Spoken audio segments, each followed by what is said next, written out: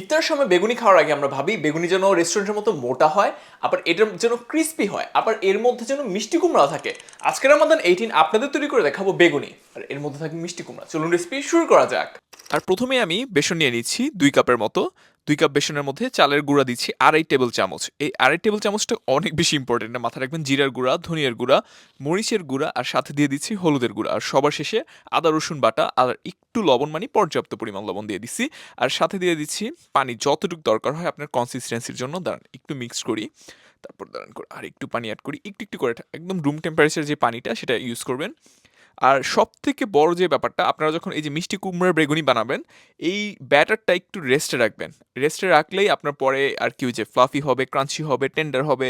ওই যে আবার কি বলতেছি ভুকিচুকি, যাক।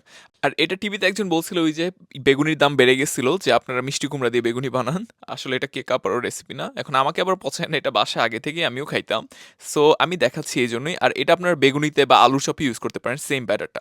হলুদ মরিচ দিয়ে দিতেছি আমার, দেখেন সুন্দরভাবে স্লাইস করা যে মিষ্টি কুমড়ো ওইটার মধ্যে, আর সামান্য পরিমাণ লবণ দিয়ে একটা মাখান দিব। মাখান মানে ওই যে সুন্দরভাবে মিক্স করবো আর কি। আর এটাকে পানিতে ভিজিয়ে রাখতে হবে না, বা আবার অনেকে বলে যে এটাকে হালকা ব্লাঞ্চ করতে হবে, এত কিছু লাগবে না। একদম যেটা র আর কি সেটা আপনারা ইউজ করতে পারবেন। আর তেলটা ফার্স্টে হাই হিটে মাস্ট নিতে হবে। হাইট মানে একদম মিডিয়াম হাই হিট যেটা আর কি। দেখেন হাই হিটে না দিলে যেটা হবে যে টানা যায় না, এটা বলা যাবে না আপনাদের। মানে একটু ওই যে ইয়া হয়ে যাবে, ফ্লাফি হবে না আর কি, খাঁটি বাংলায় যদি না বলি। সো এটা ফ্লাফি হবে না, একটু হাই হিটে দিবেন, তাহলে সুন্দরভাবে মানে একটু ফুলে উপরে উঠে যাবে তেলের। সো দেখেন আমি ঘুরে ঘুরে ভাজতেছি, আর একটু যখন মানে কুক হয়ে আসবে তখন মিডিয়াম হিটে রাখবেন, আর এটা একটু লম্বা সময় কুক করবেন, তাহলে ক্রিস্পি হবে। এই দেখেন কালারটা দেখেন, কালার অনেক বেশি ইম্পর্টেন্ট। যদি কালার হওয়ার আগে মনে করেন যে হয়ে গেছে, না, একদম সুন্দরভাবে, যে হোটেলে কেন মজা হয় এত একটু পুড়ে ফেলে কোনাগুলো, বুঝছেন, যে একটু লম্বা সময় ভাজবেন, আর ক্রিস্পি তো মাথা নষ্ট ক্রিস্পি হবে। আর বাসায় ট্রাই করে কিন্তু আমরা এই যে এটা তার আজান দিলে এটার আগে কোরবানি দিব। যাক, হয়ে গেছে।